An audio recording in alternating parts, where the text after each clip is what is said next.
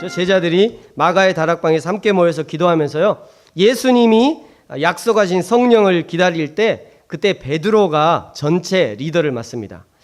베드로가 왠지 예수님까지 혼나고 있는 것 같은 그림인 것도 같고, 이제 아마 그 바닷가에서 하시는 거 보니까 마지막에 예수님 베드로에게 내 제자 내 양을 먹이라 부탁하시는 그런 장면인 것 같아요. 어쨌든 이 베드로가 전체 리더가 됩니다. 누가 지명해서 부탁을 한 것도 아니고요, 선출한 것도 아니지만 예수님과 함께 했던 지난 3년 동안 제자들 그룹에서 리더의 역할을 맡았던 베드로가 자연스럽게 리더의 역할을 맡게 되는 것이죠. 리더가 된 베드로가 가장 먼저 꺼낸 이야기가 뭐였냐면요, 오늘 16절에 보면 유다, 예수님을 배반하고 자살해버린 이 유다의 이야기를 베드로가 먼저 꺼냅니다. 17절에 보면요, 그가 원래 제자 중에 한 사람이었는데 예수님을 배반해서 스스로 목을 매서 자결해 버렸고, 죽고 나서 목맨 줄이 떨어진 것 같아요. 죽고 나서 목맨 줄이 그냥 뚝 떨어져 가지고 그의 배가 터져서 창자가 흘러나왔다, 그렇게 처참하게 죽었다, 이렇게 얘기합니다.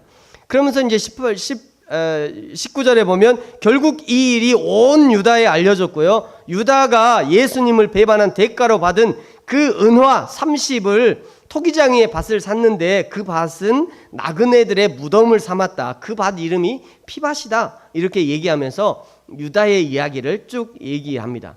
베드로가 이 유다의 이야기를 한 것이 왜 중요하냐면요, 16절에 보시면 유다가 죽은 일이 성경에 예언된 그 성경의 말씀이 그대로 응답되었다고 하는 그런 증거가 되기 때문에 지금 베드로가 유다의 이야기를 하는 것이 굉장히 중요합니다. 이 베드로가 얘기하고 있는 이 성경이 응했다고 하는 이 성경이 어느 성경을 얘기하냐, 그것은 이제 20절에서 얘기하는데요. 네, 20절입니다. 같이 한번 읽겠습니다. 시작. 시편에 기록하였으되 그의 거처를 황폐하게 하시며 거기 거하는 자가 없게 하소서 하였고, 또 일렀으되 그의 직분을 타인이 취하게 하소서 하였도다. 아멘. 여기 보면요, 그의 거처를 황폐하게 하였다라고 하는 것은 시편 69편 25절의 말씀의 응답이고요, 그의 직분을 타인이 취하게 하소서 하는 것은 시편 109편 8절의 말씀이 응답된 것이다, 이렇게 얘기하고 있는 것입니다. 지금 베드로가 자신의 아픈 손가락이죠, 12제자 중에 그 중에 한 사람이 배반했으니까 자신의 아픈 손가락인 이 가룟 유다의 이야기를 하고 있는 것은요, 그저 가룟 유다가 예수님을 배반하고 죽어버린 것에 머물러 있지 말고 이제 이런 일을 겪게 하신 하나님의 뜻을 찾고 이루어드려야 한다는 것을 지금 말하고 있는 것입니다. 예수님의 12제자의 숫자를 맞추는 것보다 더 중요한 이유, 그것은요, 성경의 말씀을 이루어 드리는 것입니다. 오늘날 이 땅에 세워진 교회, 부르심을 받은 성도들이 해야 될 일, 기억해야 될 일이 있다면요, 그것은 성도로 부르시고 교회를 세우신 하나님의 목적과 뜻을 발견하고 그 사명을 감당해야 된다는 것입니다. 교회가 작고 개척교회고 일꾼이 부족하고 재정이 부족하다는 이유로 아무것도 하지 않고 그냥 앉아 있어서는 안 되는 것입니다. 나는 믿음이 적고 성경을 모르고 나는 힘도 없고 늙었고 이제 돈도 없으니까 난 아무것도 못해요, 그리고 그냥 앉아 있어서는 안 된다는 것이에요. 그것은 성도의 마땅한 일이 아닙니다. 하나님이 지금 왜 여기 교회가 있게 하셨는지 그 뜻을 발견해야 되는 거예요. 하나님이 왜 지금 저와 여러분을 만나게 하셨는지 그 하나님의 뜻과 계획을 발견해야 된다는 것입니다.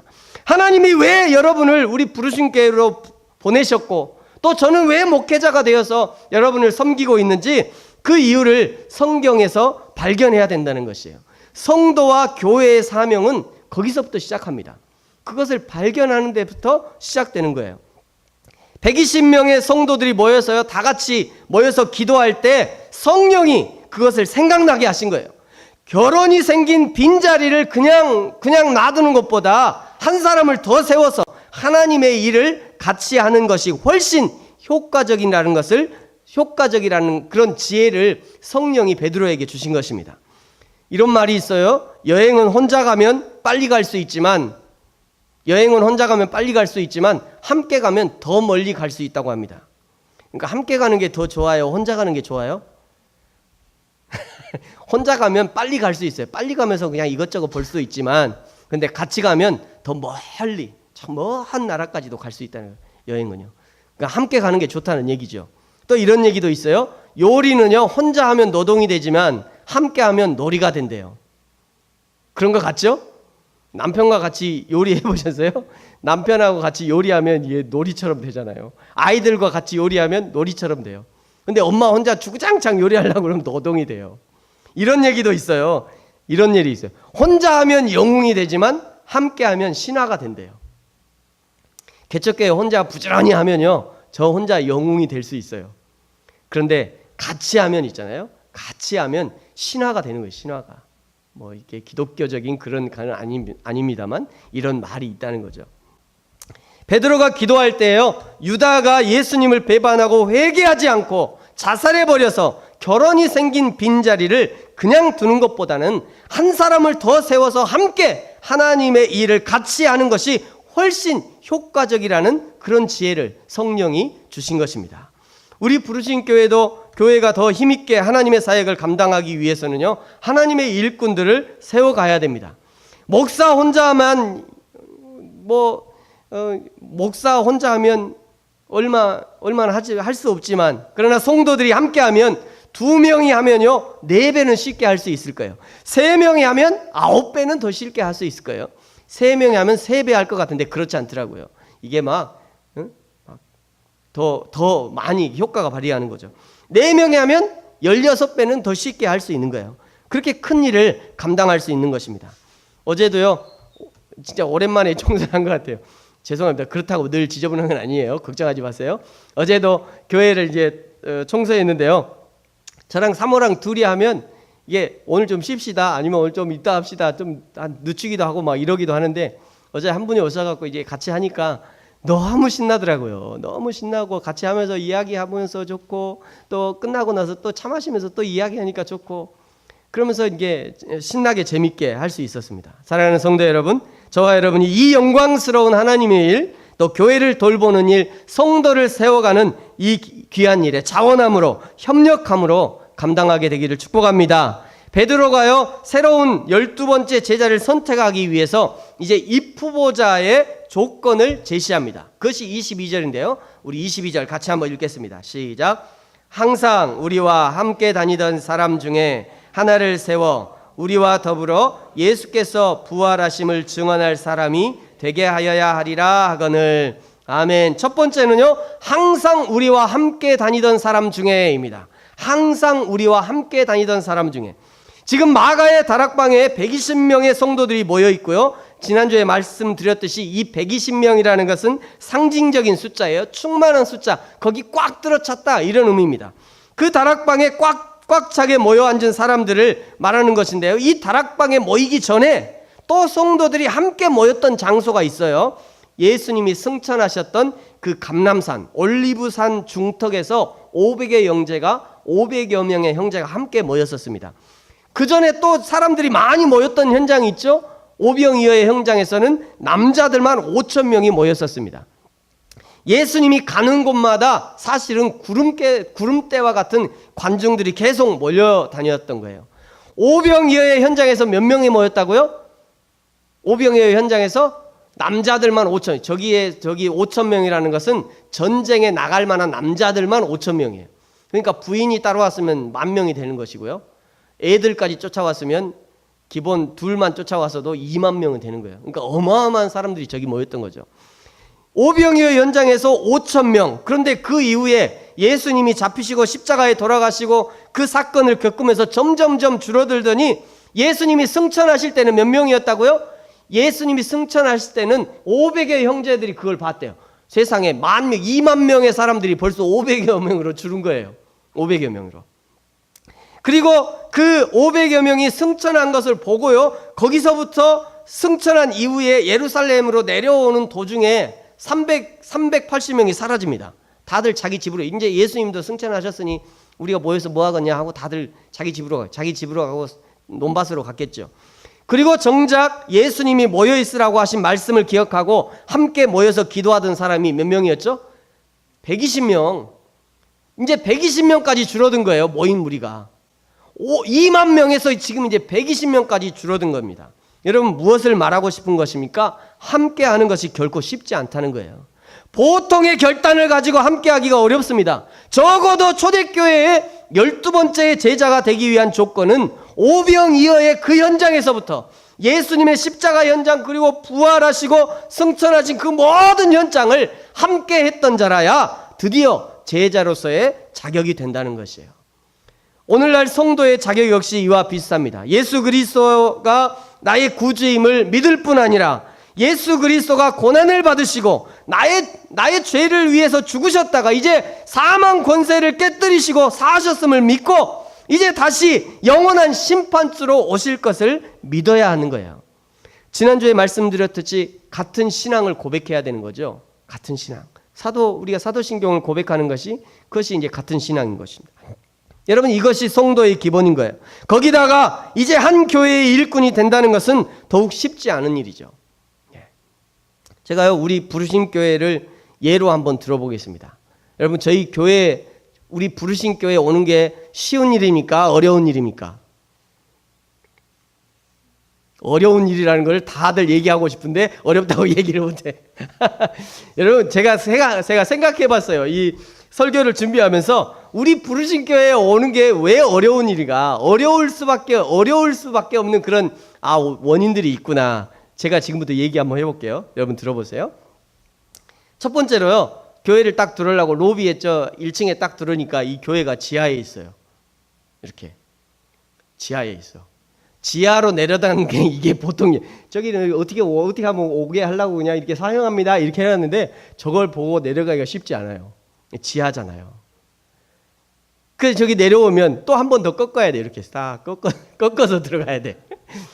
또 있어. 지하를 또 들어가야 돼. 세상에 또 들어가야 돼. 지하를. 근데요, 제가 생각해봤어요. 여기서요 되게 사람들이 머뭇머뭇해요. 또 들어가야 되잖아요. 그리고 저 꺾으면 여기서 뭐가 나올지 아무도 모르잖아요. 예를 들면 이렇게 어떤 사람이 푹 나오고 누구세요? 이렇게 누구세요? 다행히 진짜 잘생긴 조 목사님이 계셔서 다행이지.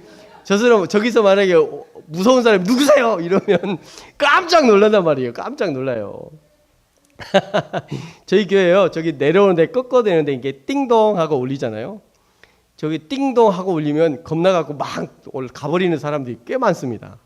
교회 여기가 교회인가 하고 쭉 오다가 그림 보고 쭉 오다가 저기서 띵동 소리가 깜짝 놀래가지고 그냥 가버려요. 여러분, 교회를 섬긴다는 게요, 이게 쉽지 않다는 얘기예요. 그래서요, 가능하면 우리 교회 내려올 때 좀 부드러운 분위기 좀 있으라고 이렇게 잔치를 이렇게 장치를 해놓는 거죠. 이제 볼 거 좀 있으라고.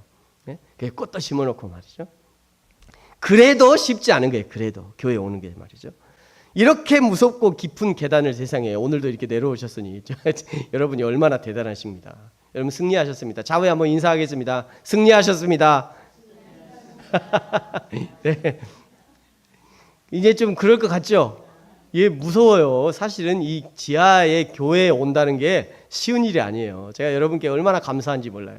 저거 생각하면서 그렇더라고요. 쉽지 않겠구나. 베드로가요, 12번째 제자의 조건을 내세운 것이 바로 이것입니다. 항상 우리와 함께 했던 사람.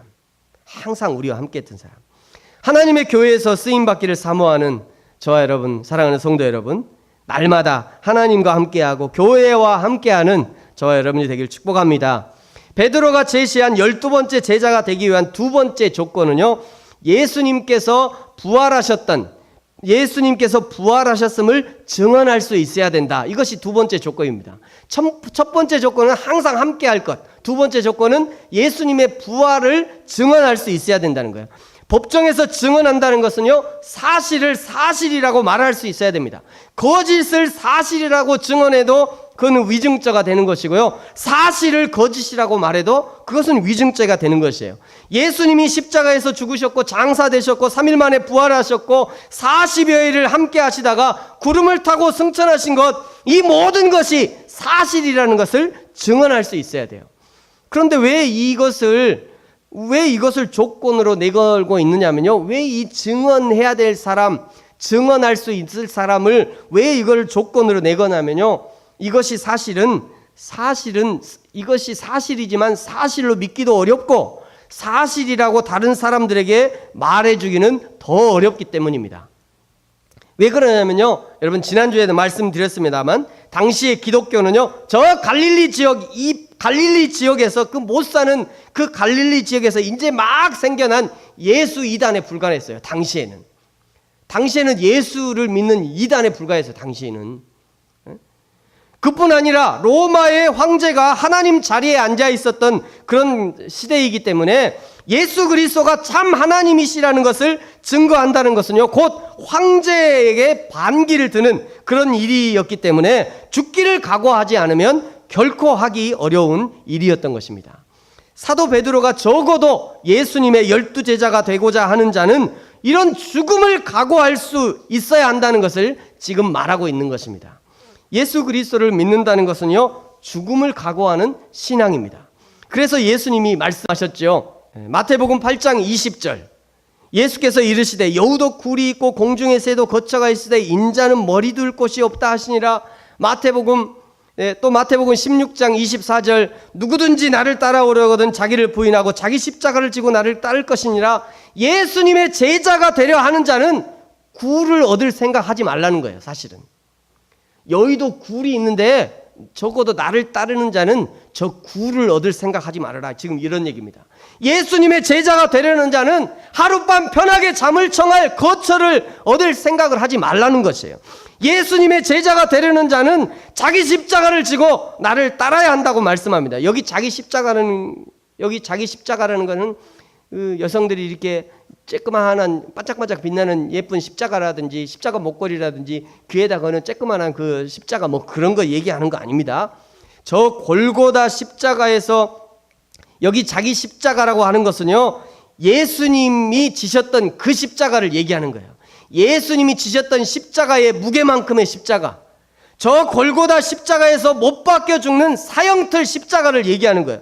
자기 죽을 십자가를 지고 예수님을 따라야 한다는 것을 말하고 있는 것입니다. 여러분 지난주에 말씀드렸듯이요, 예수 믿는 주부는 나는 이미 예수님과 함께 십자가에 죽었고 이제 내가 사는 것은 내 안에 예수 그리스도께서 사시는 것이라는 것을 그 고백을 어디서 해야 되냐면요, 주방에서 해야 되는 거예요. 그 주방에서 말이죠. 예수 믿는 직장인은 직장에서 자기 죽음을 선언해야 되는 것입니다. 예수 믿는 일꾼은 자기 맡은 사명의 현장에서 자기의 죽음을 선언해야 되는 거예요. 예수 믿는 목회자는요, 목회 현장에서 자기 죽음을 선언할 수 있어야 됩니다. 지금 베드로는 그런 제자를 원하고 있는 것이에요. 이런 제자의 두 가지 조건, 첫 번째 항상 함께 해야 된 것, 두 번째가 뭐였죠? 두 번째가 예수 그리스도의 부활을 증언할 수 있는 이 두 가지를 충족하는 사람이 예수님의 제자가 될 수 있다라고 베드로가 그랬더니 두 사람의 자원자가 등장했습니다. 자, 23절인데요. 우리 23절 같이 한번 읽겠습니다. 시작. 그들이 두 사람을 내세우니 하나는 바사바라고도 하고 별명은 유스도라 하는 요셉이요, 하나는 마띠아라. 아멘. 너무나 용감한 두 사람이죠. 요셉이고요. 한 사람은 첫 번째 바사바, 여기서부터 시작하죠. 바사바라고도 하는 별명은 유스도인데 그의 이름은 요셉이었습니다. 요셉. 또 한 사람은 마띠아라는 사람이에요. 너무나 용감한 사람이죠. 베드로의 제자가 되기 위한 조건을 듣고 그 조건을 자기가 수용한 거예요. 내가 저런 조건이라면 내가 예수님의 제자가 될 수 있겠다라고 자기 스스로 수용한 것입니다. 지금까지 함께 했던 것처럼 앞으로도 계속 끝까지 함께 할 것을 각오하는 결단인 것입니다. 지금 제자로 선택이 되면 예수님이 십자가에 달려 죽으셨던 것처럼 자신들도 십자가에 달려 죽게 될지도 모를 일인 거죠. 그러나 두 사람이 결단하고 자원한 것이에요. 오늘날 하나님의 일을 하고자 하는 자에게 필요한 자세가 바로 이것입니다. 베드로전서 4장 1절 2절 이렇게 말씀합니다. 사람이 마땅히 우리를 그리스도의 일꾼이요 하나님의 비밀을 맡은 자로 여길지어다. 그리고 맡은 자에게 구할 것은 충성이니라. 당연히 우리가 하나님의 일꾼이 되어야 한다는 그런 말씀입니다. 당연히 하나님의 일꾼이 되어야 된다는 것이에요. 그리고 그 일꾼은 충성을 해야 된다는 그런 말씀입니다. 저와 여러분은 이미 하나님의 일꾼 되기로 작정한 사람들이에요. 저와 여러분은 내가 예수 그리스도를 믿겠다고 하는 그 믿는 순간 이미 하나님의 종이 되기로 계약서에 서명을 한 것이에요. 여러분 잘 모르셨죠 그거? 그거 잘 모르고 예수 믿으셨잖아요. 여러분 이제 코가 낀 겁니다. 한마디로 내가 예수를 믿겠다고 하는 그 순간 나는 하나님의 신실한 종이 되겠습니다 라고 하는 그 사인서에 사인을 한 거예요. 이미 이거는 물릴 수가 없어요. 조폭과 교회가 비슷한 게 있다고 그러죠. 조폭과 교회가 비슷한 거. 첫째, 들어올 때는 아무나 들어오는데 나갈 때는 절대 못 여러분 예수 믿는 순간 여러분이 내가 하나님의 신실한 종이 되겠습니다 라고 하는 그 계약서에 사인을 한 거예요. 할렐루야. 이제 우리가 선택할 수 있는 것은요 한 가지뿐입니다. 충성하는 거예요. 충성하는 거. 끝까지 함께하고 끝까지 죽기까지 충성하는 것, 그것이 저와 여러분에게 남아있는 것입니다. 바사바라고 하는 요셉과 마띠아 두 사람이 자원을 했지만 두 사람이 모두 다 12번째 종이 되는 영광을 얻은 것은 아닙니다. 두 사람 중에 한 사람을 선택하기 위해서 먼저 기도했어요. 그 기도의 내용이 이제 24절, 25절인데요. 24절 그들이 기도하여 이르되 기도했죠. 그러면서 25절 이 봉사와 사도의 직무를 대신할 자를 우리에게 보여주십시오 라고 얘기하고 그 다음에 이제 제비를 뽑습니다. 26절에요. 제비를 뽑아서 마띠아라는 사람이 뽑힙니다. 마띠아라는 사람. 마띠아가 뭐 어떤 특별한 어떤 그 사람이 될 만한 뭐 어떤 특별한 그게 아니라 그냥 제비 뽑아서 마띠아가 된 거예요. 두 사람 다 조건은 다 똑같아요. 조건은 똑같은데 제비 뽑아서 마띠아가 된 거예요. 마띠아는 이제부터 본격적으로 12제자 사역을 감당하게 됩니다. 나중에 마띠아라는 사람을 조사해 보니까 이 마띠아가 이디오피아에까지 가서 거기서 전도하다가 그 관중들이 던진 돌에 맞아서 순교하는 그 순간에도 복음을 전했다고 그래요. 이것이 이제 전승으로 내려오는 마띠아에 대한 기록입니다. 그러면 여러분 투표에 떨어진 바사바는 어떻게 했을까요? 바사바는 어떻게 했을까요? 누구랑 지금 나랑 지금 장난하는 거냐고, 그러면서 그냥, 저 사람보다 내가 못해서 내가 안 되냐고 말이지, 내가 안 될 이유가 뭐 있냐? 그러면서 그냥 교회를 그냥 집어 던지고 교회 문을 박차고 나갔을까요? 이건 부정투표야, 투표 다시 해야 돼. 이러고 어디서 많이 본 것 같죠? 과연 여러분, 이 바사바는 어떻게 했을까요? 바사바가 그렇게 막 한 것이 아니고요. 그야말로 이름도 빛도 없이 묵묵히 자신에게 주어진 이 일을 충성했습니다. 그것을 우리가 어디서 보냐면요. 나중에 사도행전 15장에 보면요. 이 바사바라고 하는 사람의 이름이 등장하는데요. 그가 신라와 함께 예루살렘 교회의 특사로 안디옥에 파송됩니다. 일반적으로 여기는 유다, 바사바라고 하는 유다 이렇게 되어 있는데 이 바사바라고 하는 유다가 오늘 사도행전 1장의 요셉이라고 대부분이 그렇게 알고 있습니다. 그렇게 인정합니다.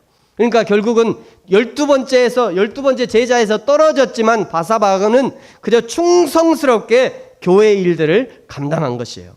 비록 12번째 제자는 되지 못했지만 직분과 상관없이 여전히 제자들과 함께했고 예루살렘 교회와 함께했고 그에게 맡겨진 증인의 사명을 잘 감당했음을 알 수 있는 것입니다. 사랑하는 성도 여러분, 저와 여러분에게도 언제든지 이 하나님의 일을 수종 들고 주님의 몸된 교회 사역을 할 수 있는 기회가 있습니다. 여러분, 누가 이 하나님의 일을 할 수 있습니까? 여러분 중에 누가 이 하나님의 일을 하시겠습니까? 누가 주님과 함께 십자가를 지시겠습니까? 누가 끝까지 하나님의 일들을 감당하고 죽음을 각오하고 욕을 먹을 각오를 하고 침뱉음을 당할 것을 각오를 하고서라도 이 하나님의 일을 감당하시겠습니까? 유스도와 바사바와 마띠아가 자원함으로 제자의 일을 감당하고자 했던 것처럼 저와 여러분도 자원함으로 하나님의 일을 감당하고 자원함으로 증인의 사명을 감당하게 되기를 예수님의 이름으로 축복합니다. 이제 말씀을 마치겠습니다. 사랑하는 성도 여러분, 하나님께서 저와 여러분을 영원한 구원과 천국의 영광을 누릴 뿐 아니라 이 시대에 예수 그리스도의 죽으심과 부활을 증거할 증인으로 선택하고 불러주셨습니다. 그래서 우리 교회가 부르심 교회예요. 이 사역 하나님의 일을 하나님의 일을 선택할 사람을 불러야 된다. 그래서 부르신 교회. 우리 부르신 교회에 오신 성도님들은 전부 다 이런 사명이 있어요. 이런 사명에 있음을 사인하고 들어오신 거예요. 저 문 열고 들어오실 때 사인하고 들어오신 거예요. 여러분, 이제 우리가 해야 될 일은요, 중간에 포기하지 말고 끝까지 이 사명을 감당해야 되는 것입니다. 때로 죽음을 각오해야 될 정도 죽음을 각오해야 되는 그런 경우가 생길 수도 있습니다. 때로 예수님처럼 침뱉음을 당할 수도 있고요, 바울처럼 강의 위험, 들의 위험, 바다에 빠지기도 하고 태장을 맞기도 하는 그런 고난을 당할 수도 있겠습니다. 그러나 하나님께서 우리를 선택하여 불러주셨으니 이제 충성함으로 감당해야 되는 것이 우리에게 남은 사명인 것입니다. 저와 여러분이 믿음으로 이 사명 잘 감당함으로 하나님 앞에 충성된 증인이라 칭찬받는 저와 여러분이 되어지기를 예수님의 이름으로 축복합니다. 기도하겠습니다.